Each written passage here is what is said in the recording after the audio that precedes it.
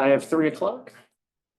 Welcome everybody to the January 29th meeting of the Region 2000 Services Authority. First, I'd like to thank the board, now looking for rescheduling the meeting from last week.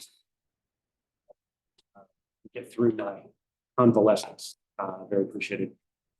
Today, we have Johnny Rourke from Appomattox County here in place of Susan Adams, who unfortunately couldn't make it, and I hope she's not on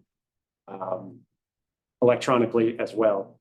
But Johnny, while sitting in Appomattox County, will not be a voting member of the board. So any items that require a vote but do not have consensus will move to the next meeting.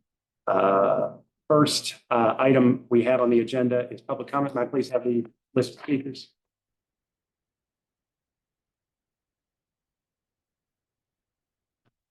Thank you. Looks like we have 3 speakers today: John Hardy, Merritt Regan, Sandy Glass. Do we have anyone else in the audience who would like to speak? No? All right. Speakers are requested to limit their remarks to 3 minutes, and that those matters that are within, and keep it to those matters that are within the scope and authority of the Region 2000 Services Authority. With that said, Mr. Hardy, you are up, and we are going to keep it to a strict 3 minutes today.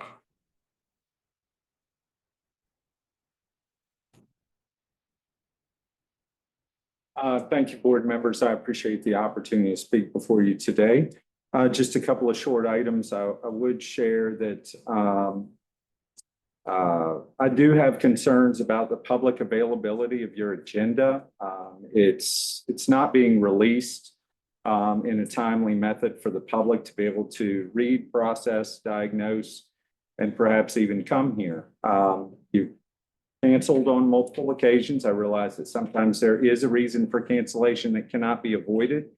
But an agenda certainly is required to be posted when it's also available to all of the members of the body, especially a public body of a board. So please get that up sooner. The public is watching and wants to be informed.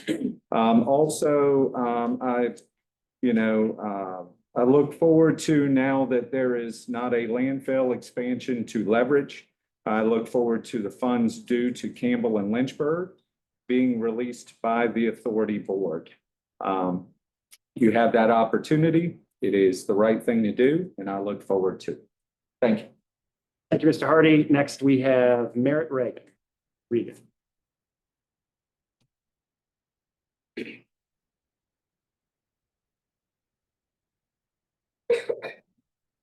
Region 2000 board, I appreciate the time to address you today. I'll try to keep within my 3 minutes. Found this document on Campbell County website. Some of you who have been part of Region 2000 for quite some time, or board members, have probably seen this.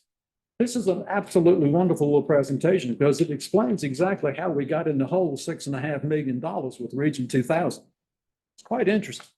The way I read the 2 pages that I'm going to bring to your attention is Appomattox and Nelson County voted to deny almost $1 million in 2019 based on their actions responsible to presume that they again would vote the same way in 2020, which they did. Going forward, this is an annual revenue hit to Campbell County of about $800,000. Now, you got any idea what we could have done with that money? Why was it that a 4-member board, 2 voted against paying? I'm guessing the 2 that would have been receiving voted for it. Tell me who broke the tie?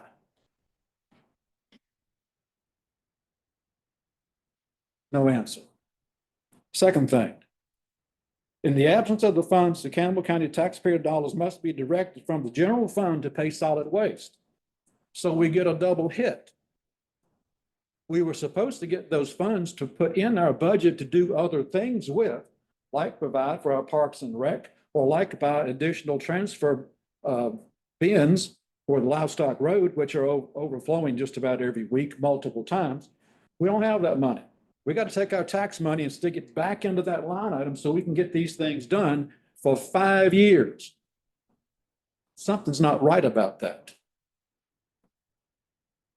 Fewer dollars available for public service. Taxpayers of Campbell County have gotten tired of subsidizing something we were supposed to get paid for. It's up to you all to make it right. $6.5 million in two line items roughly in your FY 25 budget of due Campbell County. I don't expect to tell me how that happened, but what I do expect you all to do is to fix this going forward, because it's not going to get any smaller and we're not going away. Also noticed in your 25-26 budget proposal, you go up 60% on your tipping fees. Why is that? I will guess it's because there's not enough money in your financial statement to cover the closure and post-closure costs of the Livestock Road landfill. That's not our problem. That should have been in your plan from day one.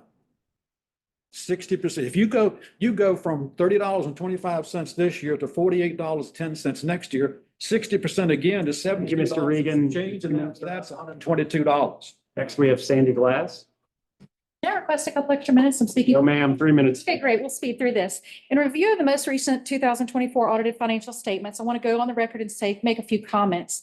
The airspace and excess revenue has continued to go unrecognized and unpaid to Campbell County, and the operating expenses of $900,000 a year more.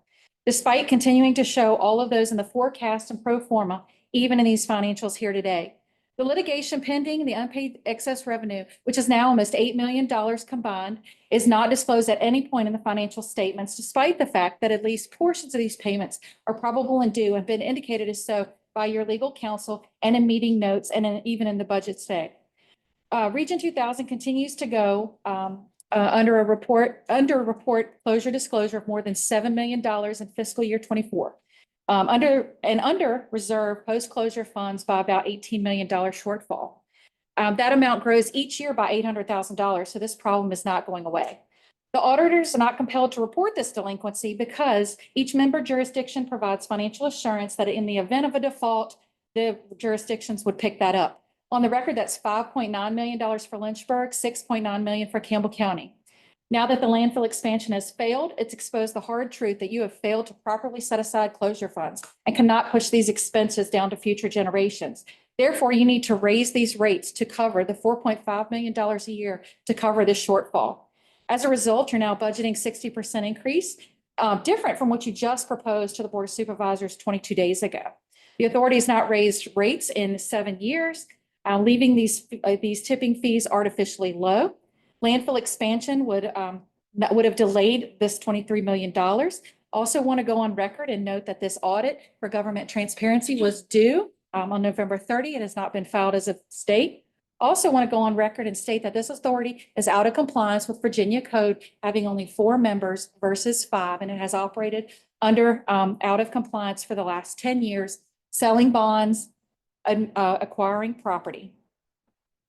I've got several requests, FOIA requests that have been denied. These are simple requests relating to tonnage, sales, because the numbers aren't adding up and it's become very evident. All of these issues exhibit a pattern of unethical behavior and incompetence and poor financial management at best. Thank you. Thank you, Ms. Glass. Next item, we have the minutes from our October 23rd meeting. Motion to approve. Any comments on the minutes?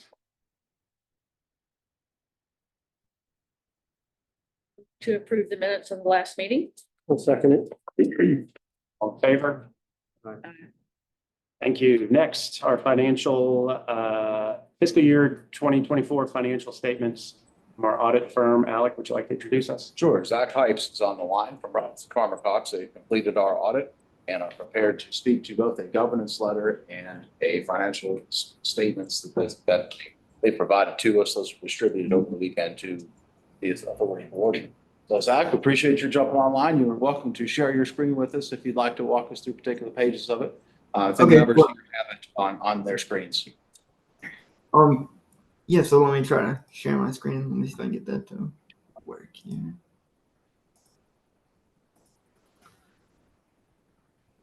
Okay, it says I'm sharing. Can you guys see it okay? Yes, sir. Loud and clear. Okay, great. All right. So let me just go ahead and, so to start, as Alex was saying, my name is Zach Hypes. I'm with Roberts Farmer Cox. And we have audited the financial records for the fiscal year ending June 30th, 2024. To start, I'd just like to talk about a few things listed in the governance letter. The first thing is management and auditor responsibilities. Management is responsible for appropriate accounting policies, including implementation of new standards. For FY24, there were no new standards to implement. Management is also responsible for maintaining records sufficient to audit, maintaining a system of internal controls, and for the review or preparation of the financial statements.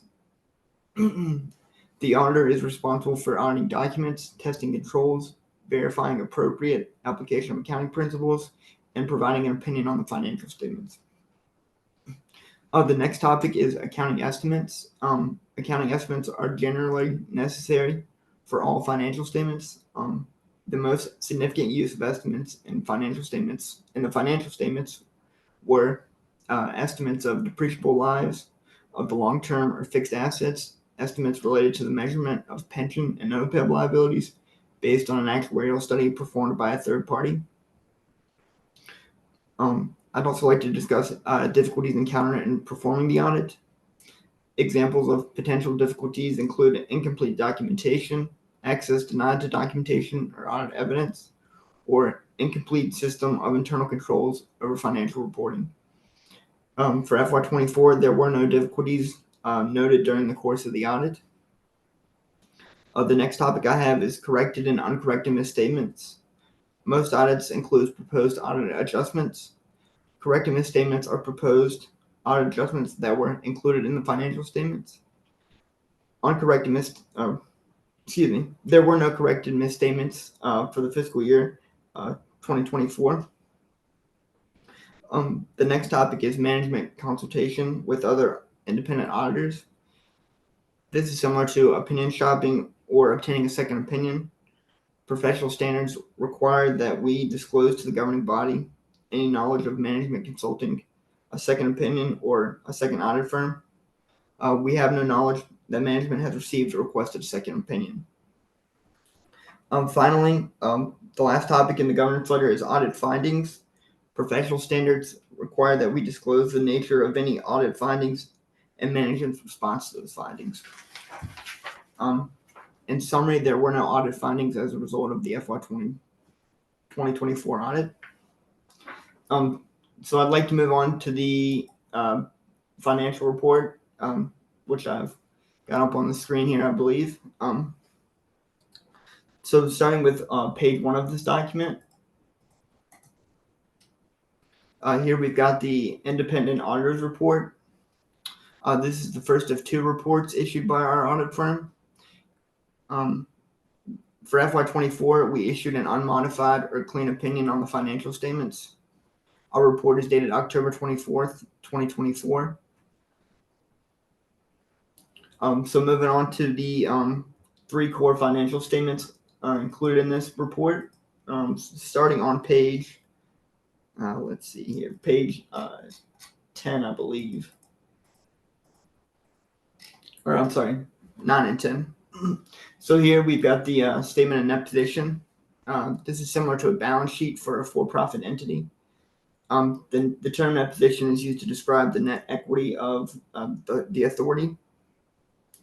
The total net position on page 10 is about $9 million, approximately $9 million. And net position is classified into 3 basic categories. The second financial statement is the statement of revenues, which can be found on page 11.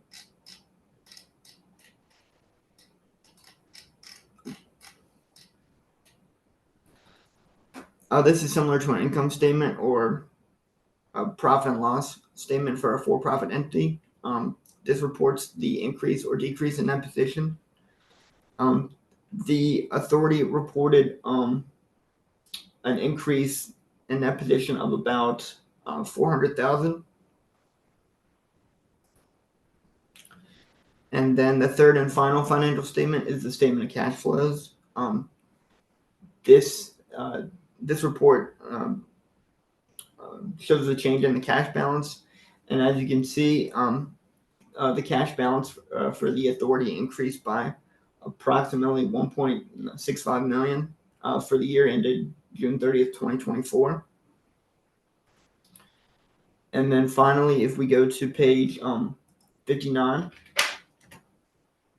Oops. Sorry about that.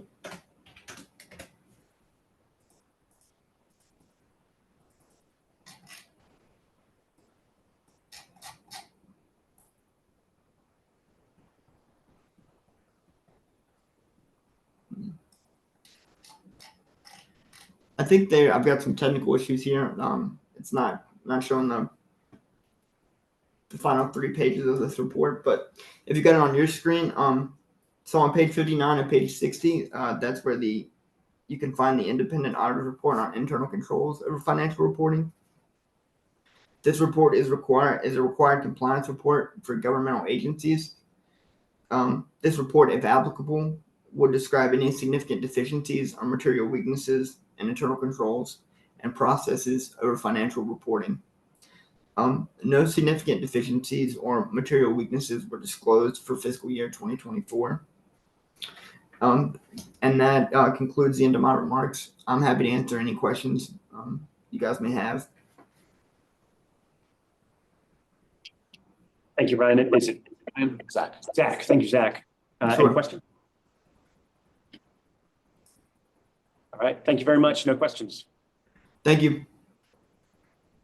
Next item, our financial report for the first couple of quarters of FY 25 and our budget outlook for 26. Clark.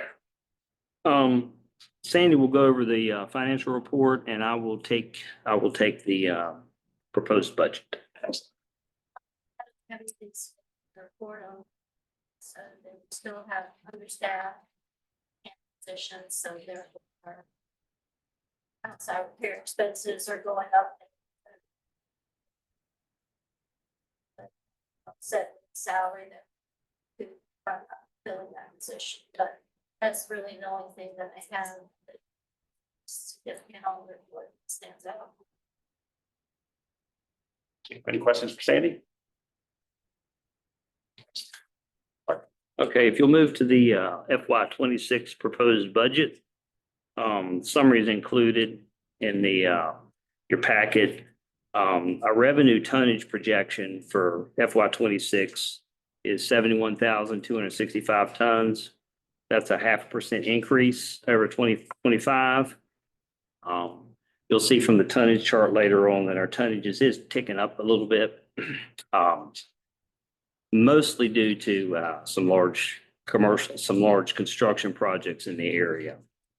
Our market rate tonnage is projected to be at 125,038 tons. It's a 0.5% increase. Our revenue is $10,692,554. That's a 49.5% increase over FY 25. Operating expenses, $9,442,174. That's a 49.5% increase. So our total expenses, which we add in the aerospace reserve portion we set aside, that equals revenue at $10,692,554, which is a 49.5% increase.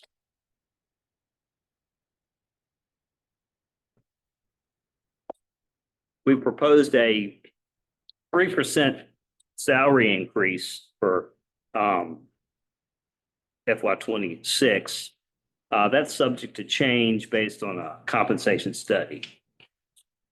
In FY 25, we approved $20,000 for a compensation study, but that was put on hold due to the potential of the results of the expansion. But since the recent decision not to expand, we have added an employee retention plan to the compensation study. We've also requested an estimate from our engineering consultants for contracting out landfill operations to a private company to use as a cost comparison for the compensation and retention plan. The FY 26 budget includes an additional 15,000 for these additions to the compensation study that was approved last year. Despite negative comments you may have heard recently, the authority is a well-managed and well-maintained landfill facility. This is supported by our nearly spotless DEQ record, which includes inspections, groundwater reports, and landfill gas monitoring. And more importantly, our excellent safety record. It's also supported by our minimal odor complaints we receive and our minimal complaints from our customers. I can't remember the last time I received a customer complaint. This credit goes to our equipment operators, our maintenance workers, our scale house operators, our operation, environmental and safety managers, and our office staff. They deserve the credit. They do an outstanding job. I hope you will support the recommendations of the retention plan that we'll bring to you at a later meeting, because we want to keep our employees on board as we near landfill closure. Thanks, Clark. That leads me to our member rate increase to $48.10 a ton, and our market rate increase to $58.10 a ton. That's mostly due to the $3 million closure post-closure reserve contribution included in the FY 26 budget and $1 million equipment replacement reserve for the purchase of a remanufactured compactor and a remanufactured bulldozer. Those will be the last major purchases that we'll make. I will be looking into financing options to spread those costs of those equipment over the next 3 or 4 years, if so directed. I would like to point out that even though these tipping fees have increased, they are still lower than the Roanoke Resource Authority member rate of $55 a ton for the members and $65.75 for commercial customers. So we are still below the regional landfills tipping fee rates. That's all I have. Thank you, Clark. I do think it's important to note that there has been a lot of comments and suggestions of mismanagement of the authority over the last couple of months. But then yet here today, we have a professional auditor who has come in and said that all of our financial statements are presented accurately and within the guidelines of all the appropriate and proper accounting standards. There's no significant deficiencies. There's no material weaknesses. Our internal controls are strong. And I think, that flies in the face of a lot of what we have heard, what your employees have heard. And I think it's really important that we get that information out there as well, right? Your employees also received some, which would be very disappointing, potentially devastating news that most of their jobs are going to come to an end in 4 or 5 years. I think it is our responsibility to have an understanding of how meaningful that reality is for them. And on behalf of me, and I'm sure the rest of the board, though I don't want to speak for the board, please thank them for the very difficult job that they do, and the very difficult job that they do quite well on a daily basis. We really, really appreciate it.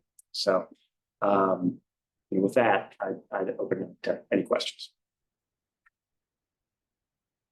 I just have a quick question on the potential equipment purchases. Is leasing that equipment an option? We purchase remanufactured equipment rather than new. For example, that Aljon compactor, brand new one is $1.2 million. We have been purchasing remanufactured compactors on 5-year intervals for about $500,000, so about 50% less. They do not offer financing or lease options on remanufactured compactors. The dozer that we've got in the budget, we do have an option to finance that at 6% for 4 years, which is about $150,000 a year. So that is an option we can consider. The compactor, if we end up not replacing that, we have 2 that we rotate in and out of the fill face, but we do need to replace the compactor wheels.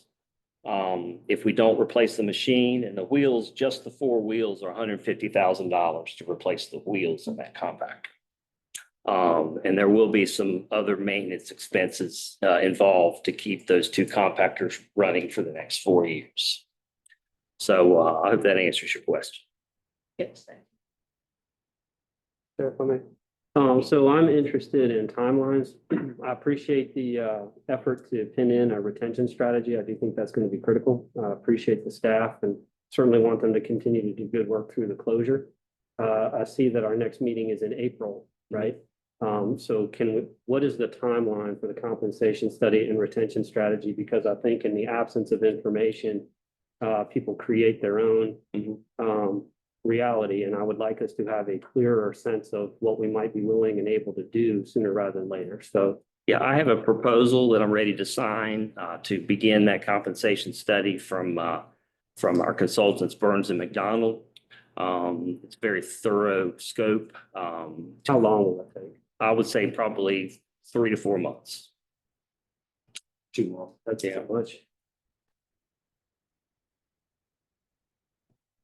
Yeah, so They've got interviews, employee interviews on their scope. They've got some in-depth research as far as not only looking at regional salaries, but regional, they're national firms, so they've got access to national landfill employee salary data, as well as looking at the contracting out option, which I believe will be very, very high because of the limited time that we would need a contractor to come in and take over if we do start losing employees. I can work with them on that time frame to see if we can pare that down some and get them to fast track it. yeah, I mean, I don't want to suggest that we're doing something less than a comprehensive effort, but I think in the absence of material sort of commitment from us, you've got 3 to 4 months where folks are looking for other work, which then inclines us to have to contract out, which I think you accurately suggest will cost us more. So I'm here to just convey urgency on my part as a board member to get that in front of us so that we can talk about it. Okay. Because obviously that will impact the resources of the authority. And we're going into a budget adoption schedule as well, which then goes back to the rates, right? So I understand the rates 48 and 58 put on the table here today. I think folks are, sort of suggesting accurately that does relate to a projected deficit in closure post-closure under our current paradigm. And so that is in fact why that would have to go up with less time to recoup the money. I do feel compelled to just note that staff has brought us rate increases in the past and we have not authorized them. So that is what it is today, but I just want to, on staff's part, acknowledge that I do know that you put those in front of us. I'm aware of that. But we also now have this, I don't want to call it new timeline, this affirmation of the timeline toward closure, right? So our pro formas have been pretty accurate over the history of the authority. They've helped define the rate and set where it needed to be. Is the 48 and 58 based upon our latest and greatest pro forma, or is Burns and McDonald still working some things out? Where do we stand with that rate right now? The 48, actually the pro forma from last year, and we're updating that now, which we don't expect it to be too different than the one we based our budget on last year, shows a tipping fee of about $41 a ton. The additional $7 or $8 is mostly due to that $1 million equipment replacement reserve. Not only over the years did we not fund the post-closure reserve fund by not increasing the tipping fee, but that also impacted our equipment reserve fund. And we were gonna, the dozer that I mentioned earlier needs to be replaced. We have 12,000 hours on the one that we have now. So that we need to replace that. The compactor was scheduled to actually be replaced in 2027. But it really wouldn't make a lot of sense to purchase a $500,000 piece of equipment for a year or two. So we went ahead and bumped that up to this year. But as I say, that we're looking at options on sort of a partial rebuild instead of a. Okay, so I guess I'm caught up to you, Candy. You know, if that's a $7 swing in the tipping fee, right, what are other options, particularly with a 4-year horizon on the facility? 20,000 tons in Campbell, $7, that's $140,000, you know, so, and that's with the $11 increase already hitting us, so. The financing option for that dozer is about $150,000 a year. So, you know, we could reduce the equipment, basically eliminate the equipment that most of that equipment reserve money, with the exception of some maintenance required on the existing compactor, and then just put the financing money in our line item in our operation budget. Not sure I followed that, but Instead of requesting $1 million in our equipment reserve, we could look at the financing option, which would be about $150,000 a year for just the dozer. And then I could present the cost of upgrading the existing compactors. and are these one-off pieces of equipment, you know, if you drive it till the tracks come off, or just Pretty much. standing still? And But they do have a somewhat salvage value when we put them on a government auction website, and we might get a couple $100,000. yeah, I'm just thinking operationally, right? If you Yeah. don't get to replace it and you don't get to repair it, you're just driving it till it breaks down. Yeah. It can happen. Yes. And we're fine if that happens in 2030. But what happens if it breaks down before the Exactly. you're dead in the water? We're looking at some pretty significant maintenance costs. And then will this equipment have any utility for closure, post-closure activities, or is it something that The dozer will. transact? Yeah, the dozer will, that's a piece of construction equipment. The compactor won't. As I recall, when we were discussing this year's budget, rate increases necessitate a public hearing, Mhm. right? And again, we have April and June dates on our schedule. So, when would we be looking to see a rate that we would be contemplating advertising a public hearing for? We'll need to have the resolution prepared as we did last year. We'll need the pro forma to do that, to narrow that down. So we would adopt a resolution to advertise in April for the June meeting for a public hearing. What's the statute of limitations on the previous public hearing we did on a rate increase? We never acted on that. Good question. I think Mr. Effie's guidance was if you can't do it at your next meeting, it languishes, it really should be advertised. I mean, I think for transparency's sake, that's a good idea, but I'm just curious about I just that hear that timeline. having the meeting scheduled on June 25th is awful close to the deadline. Well, I don't know when you guys adopt your budgets. I mean, this number, whatever it ends up being, has to be baked into my budget that gets adopted the first Tuesday in April. And so, I need to know what we're doing here so I can advise the board of supervisors on our share of the cost. Alec and Clark. So if we're looking at last year's pro forma and we're supposing a tipping fee based on that. Does that take into consideration the fact that we didn't actually fund an increase in the tipping fees last year, and that that additional lost opportunity is actually going to result in a higher pro forma value for the tipping fees? I mean, it could. I'd expect that it would. Right. The pro forma showed that we would bank $2 million this year. saying now. So we're $2 million behind these tipping fees essentially. And, okay. When are we gonna get the pro forma? The next couple of weeks. Can we? Can we let? What's the name of the company that's doing Ernst it? McDonald. Ernst McDonald know that this is of the utmost importance. I think we'll need that sooner rather than later.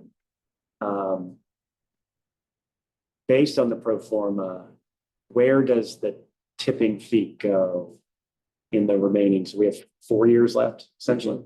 So where does the tipping fee go in the out years? Is it continued fine? This is the last year's pro forma, and we jump up to 41.21. And then it just levels off. So the big jump was in, I think, the first year.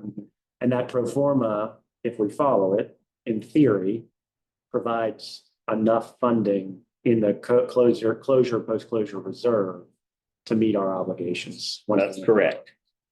Does that rate assume that Lynchburg and Campbell are paid out the funds in question? Yes. Okay. It does.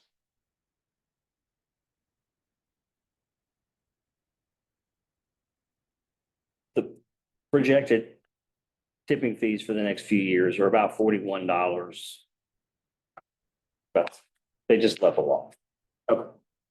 So did they not address the equipment reserve in the pro forma? Yes, the one that we will see, the updated one will have the new equipment reserve numbers in it, yes. But I do need direction from the board. Would you like me to look at the financing option, plug the financing option into this budget rather than the lump sum purchase? When you do a lump sum purchase, are you assuming that the $1 million equipment reserve is essentially a one-time cost in fiscal 26, and therefore we see a corresponding one-time increase in the tipping fee, and then the requirement to pay that tipping fee surcharge, for lack of a better word, goes away in the out years? Yes. Okay. I think spreading that cost over the event horizon of the landfill makes a lot more sense than funding a one-time $1 million increase in a tipping fee in 1 year. Okay. And if you ask me about options, I want to see them all.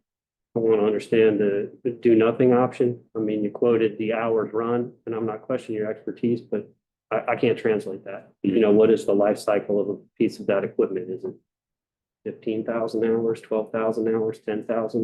You know, show me some information, please, on that. Okay. Help me process it, but I think you've got do nothing, you've got finance, you've got bake it into the equipment reserve. Borrow one from a friend. I don't know what is out there, but I think we need to have it all in one year. And back to the budgetary timing issue, I think we may need to have some meetings before the next one. That's my thought too, Candy, you know, maybe some special meetings here to, once the pro forma's in and we're getting a handle on what our equipment reserve options are, so we can pen in a rate, right? If it's okay with the board, I'd like to ask that we, as soon as we get that pro forma, we have a sense what the tipping fee obligation would be, that we very quickly reassemble and go through these numbers again so that we understand them and that we can use them to work through our own budget processes.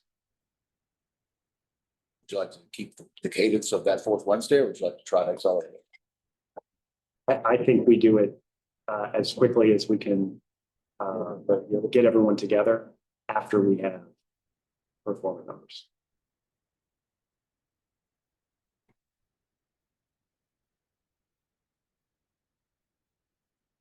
I think we talked last time, just as a reminder, maybe a refresh for me about doing the public hearing and what our notification was going to be, right? How we're letting customers know. So I'd appreciate a plan on that as well. You know, we post public hearings all the time. It's hard to get people's attention, but a rate of 58 should get commercial haulers interested, I would think. If it ends up being 58.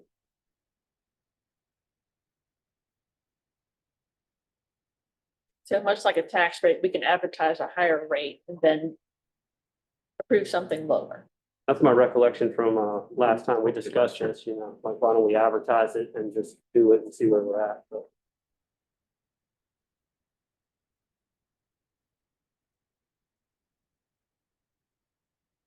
I think that's all I have, although I would, you know, hope in a similarly, tight timeline, we could get something going on retention strategies. Yeah, I will make a phone call first thing in the morning and see if we can expedite that, get that going. You've communicated to staff that that work's underway, or? Yeah, we've had several, after work hour meetings, with Malik, and I met with everybody, last week? And, we brought them up to speed on, you know, the issue of, the rezoning permit application, denial. And I had that proposal in hand, and I said that we were, the compensation was approved last year, but we're adding in the retention plan. And I told them that, I had, there was some support from the board for that, for some type of a plan, so. How are they feeling? Are they in panic mode? Or Some of them more than others.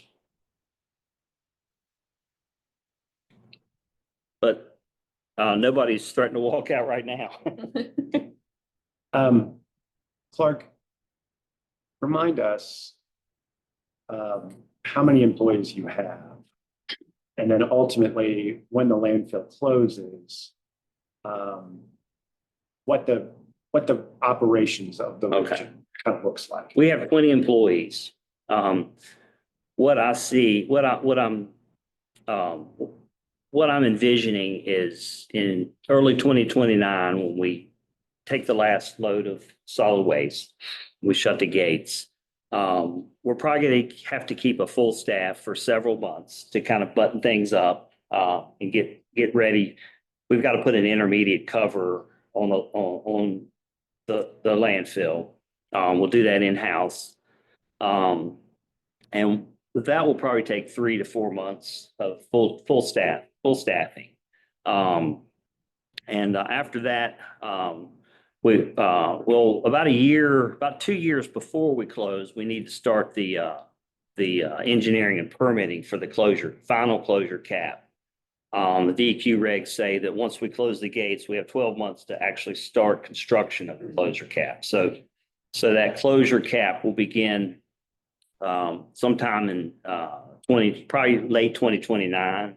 And at that point, we'll need to keep several employees around to monitor the construction activities, and continue with our environmental monitoring permit requirements. Once the landfill is completely closed, the contractor's finished, we have what's called a 30-year post-closure monitoring period.